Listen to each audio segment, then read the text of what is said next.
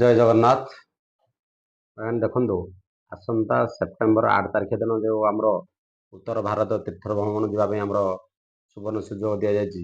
ସେଥିମଧ୍ୟରୁ ପ୍ରୟାଗରାଜ, ବନାରସ, ଚିତ୍ରକୂଟ, ମଥୁରା, ବୃନ୍ଦାବନ, ଆଗ୍ରା ତାଜମହଲ ଏବଂ ଗୟା ଆଉ ବାବାଧାମ ବୈଦ୍ୟନାଥ ଏବଂ ପୁରୀ, ଏହି ରୁଟ୍ ପାଇଁ 10 ଦିନ ପାଇଁ ଆମର 10,000 ଟଙ୍କା ରଖାଯାଇଥିଲା।